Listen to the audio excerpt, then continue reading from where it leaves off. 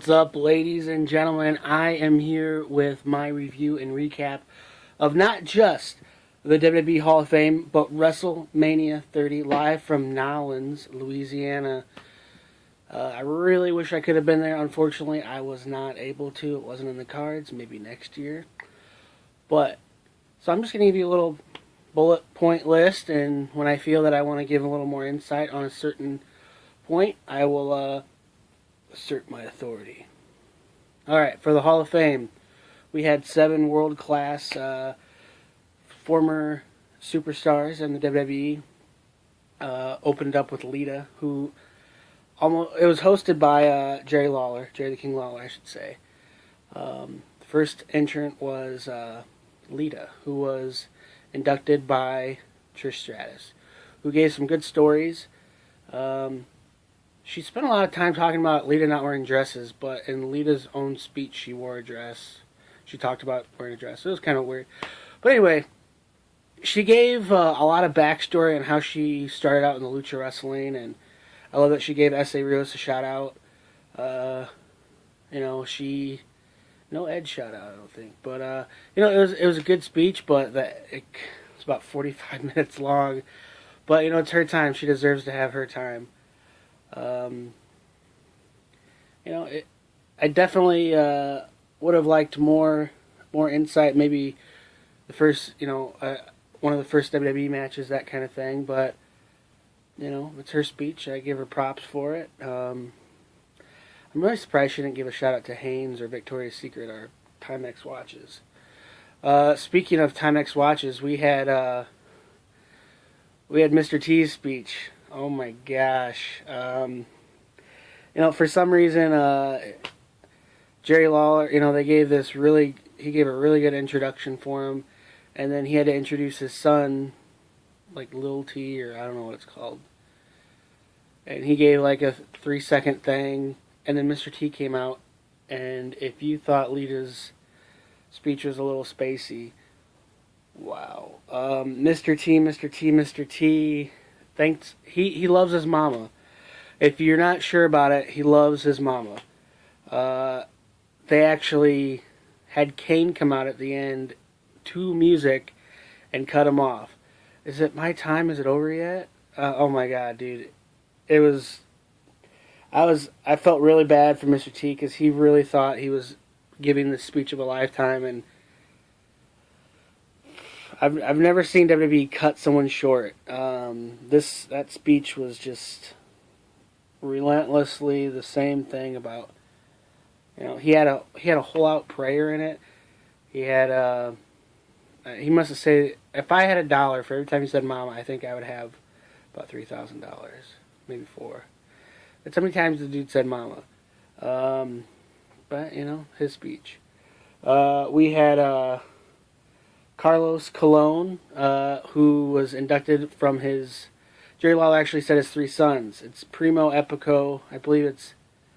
Epico is actually the nephew. Primo and Carlito are actually his sons.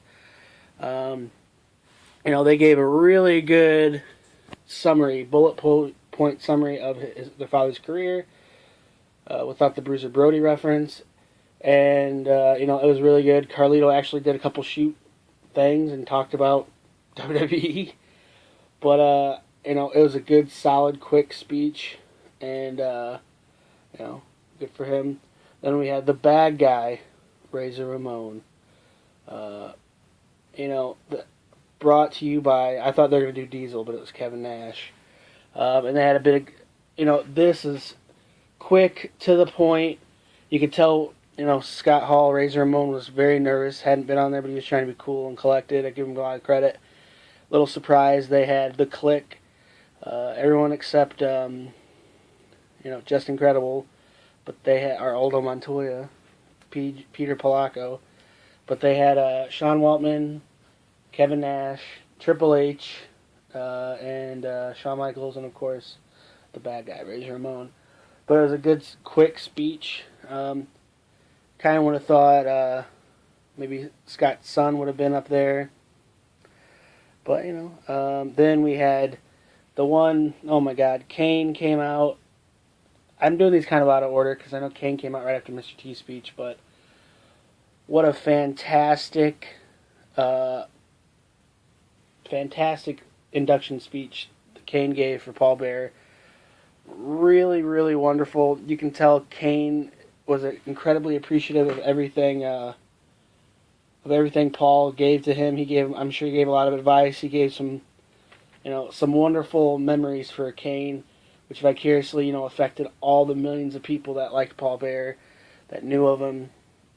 It was just a really sensational opening piece for him. Paul Bearer was an amazing, amazing manager. I was at the Raw right after he passed away. When the Brothers of Destruction reunited for one night only, that deal. Undertaker came out and he held the urn. His sons accepted the ring on his behalf. Then we had Jake the Snake Roberts, who was inducted by DDP. DDP gave a really good speech. Jake gave a good, really heart-wrenching, heartfelt speech. Jake's had a very rough life. His mother is also his sister. He's the product of some bad things, and he's had a rough, turbulent life. And, he's trying his best to be the best he can be. Then, for some reason, we had Linda McMahon inducting Ultimate Warrior. I guess Ultimate Warrior has like a mother-son relationship with Linda McMahon, I guess. But everyone was afraid. Everyone was wondering if if Warrior would start shooting and start going by shooting. If you're not familiar, I mean, talking real talk, not with a gun. If he would start talking real talk, but he kept it to a minimum. He kept it very professional, and overall the Hall of Fame speech was pretty good. About a half hour. Okay, now it's on to WrestleMania. We had the pre-show match. We had a Fatal 4-Way elimination match. We had first the Usos. They defeated Los Matadores, then Ryback, and then the Real Americans to retain the World Tag Team Championship. Good, solid match. 16 minutes and 2 seconds long. Very fun, good match. We saw the demise of the Real Americans. Cesaro lost via pinfall, and Jack Swagger blamed him, put him in an ankle lock, asked for a handshake, and Cesaro was like, "Heck no," and he gave him the old whooping. I see that it's going for the split, but I don't know. I don't want really short title reigns, so I can understand Usos losing. I get it. I mean, keep retaining. I get it. There's still, you don't really want Los Matadores to turn bad, so Usos, I guess, are going to be retaining. It's better for business. Better for business is what I'm trying to say. Then we had, in the opening first we had, to open up Mania, we had the host of WrestleMania, Hulk Hogan, coming out. Then we had Stone Cold coming out. Then we had Rock. This is about a 10-15 minute segment alone right here. It was a good time. They were having some good time. Unfortunately, Hulk Hogan thought they were in the Silverdome when they were in the Superdome. But it was a good segment. They were chugging beers, going crazy, getting all their catchphrases in. It was pretty funny. Then we had, in the opening contest, we had basically the winner of this match between Triple H and Daniel Bryan would go on to the main event of the evening in the triple threat match for the WWE World Heavyweight Championship.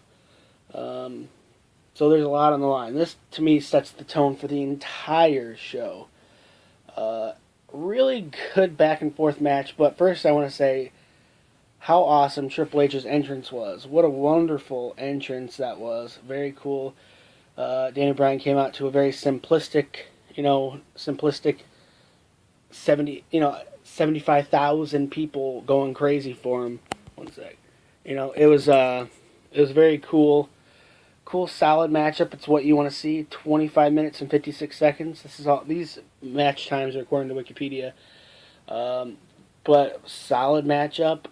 Daniel Bryan got the win with that flying knee. He's going to the main event. Will he win? Will he lose? Then we had, and it's 6-man tag. We had The Shield, Roman Reigns, Seth Rollins, and Dean Ambrose taking on The Authority, represented by the New Age Outlaws, Badass Billy Gunn, and, give me a second, Jesse James, is that what he's calling himself today? And, Kane, Republic Kane. This was just a pure squash match, just for the fans, really quick, 2 minutes and 57 seconds. Shield won. Shield are strong, and they're good guys now, apparently. But crowd was going crazy. Roman Reigns got that Superman punch. Epic. Wish it was a little longer match, though. Then we had the Andre the Giant first annual Invitational Memorial Championship Battle Royal, which turned into a 31-man Battle Royal. Good matchup. Unfortunately, people like Big Show and Rey Mysterio do not get any love on a night like tonight. Kofi Kingston, he is synonymous with having incredibly cool moments in Royal Rumble history. He kind of extended that tonight with a Battle Royal, because this isn't at Royal Rumble, where he was basically catapulted off through a corner, and he landed on the last step, and he wasn't eliminated at that moment. He was eventually eliminated. The final two were down to Cesaro and Big Show, and Cesaro, God bless him, gave him this huge scoop slam, and eliminated Big Show. Incredible bout of strength. They made an effort to mention that it took 5 referees to hoist in the trophy, which they didn't show. And but Cesaro lifts it up. Cesaro's a beast. Awesome talent right here. This is a future main eventer right here. Incredible talent right here. I'm so thankful he got this huge nod. Then we had John Cena taking on Bray Wyatt. By the way, that Battle Royal was 12 minutes and 47 seconds, if you care. John Cena vs. Bray Wyatt. Solid back and forth match. Everyone got to see some great moments. The highlight for me was when Cena was going for that 5-knuckle shuffle and Bray did that, back lifting thing, whatever you call it, the bridge. That was awesome. Cena got the win. 23 minutes on the dot. Solid matchup. Then we had what a lot of people were considering top 2, if not number 1 most anticipated match of the evening, which was The Streak versus The Beast. The Undertaker taking on Brock Lesnar. 21-0 or 21-1, and it was a solid match. But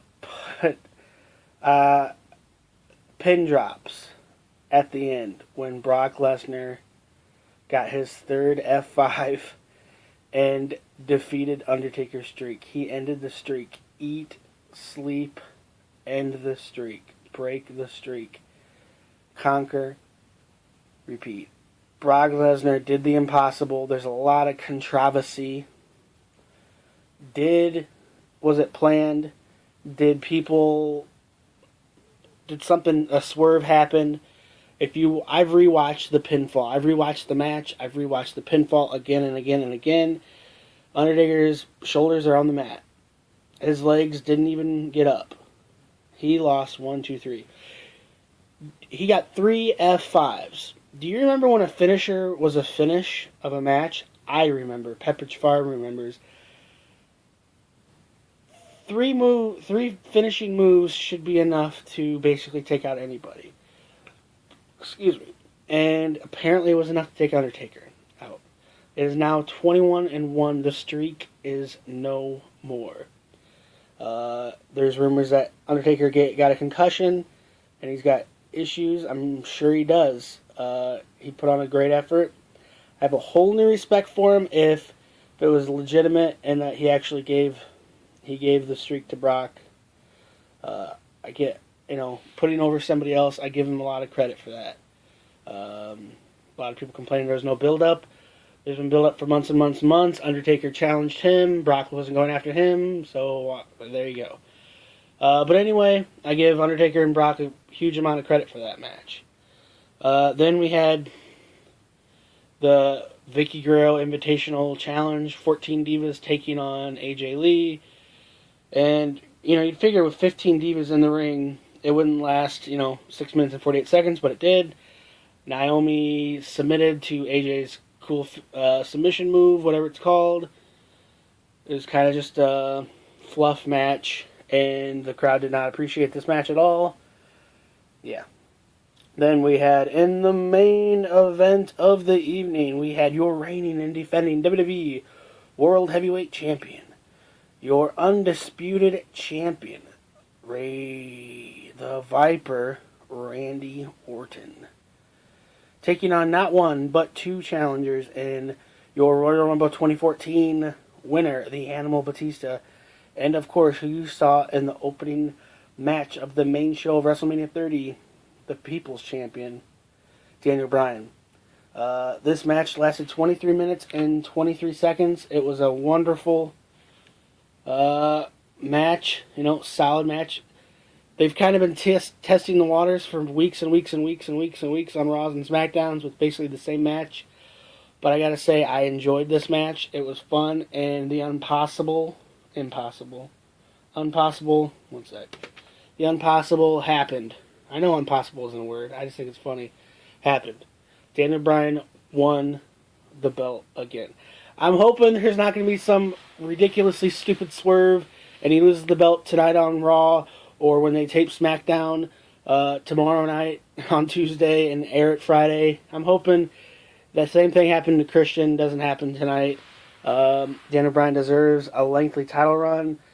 I'm getting my months mixed up, but I'm pretty sure Orton's had this belt for quite a long time. I think it's August or April.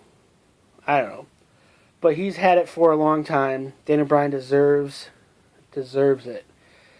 He's been hosed out of a lot of it.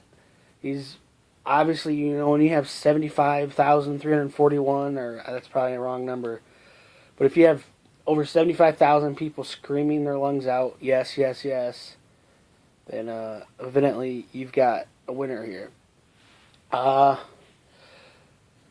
Match of the night. I gotta say, I think for best technical wrestling, I'm gonna go with Daniel Bryan versus Triple H. Why did this match happen? The AJ Lee Invitational match, Vicky Guerrero, whatever you want to say it. Most jaw-dropping moment, Brock Lesnar defeating Undertaker. Biggest elation was Daniel Bryan getting the strap. Who am I most excited that got inducted in the Hall of Fame? I gotta say Paul Bear. I'm a fan of all these people. I crack jokes here and there, but I really do appreciate all these people. They're wonderful people that put on great showmanship and have a wonderful effect on my life, and I'm sure millions and the millions of people there. I wish I could have been there. I'm hoping next year, March 28th, I believe, 2015, San Diego, California. Hopefully I can be there. But I want to know what you guys think of WrestleMania, what you thought, I should say. WrestleMania 30. What was your favorite match? What was your least favorite match? What was your moment of elation? What did you think of the Hall of Fame? Who was your favorite induction speech? And trolls, please. Hope you all have a great day. If you want to troll, that's okay. But let's talk wrestling. I love talking about wrestling. So follow me on Instagram, Twitter, Facebook, and YouTube at London Hawthorne. I comment back to everybody. I subscribe back to people who subscribe to my YouTube channel at London Hawthorne. Follow me at Pencil Neck Geeks on Facebook. And of course, Cena Kicks Out at 2. Hope you guys have a great day. Your admin of the month, the reigning and defending London Hawthorne. Have a good one. Love talking wrestling. Hope y'all have a good day.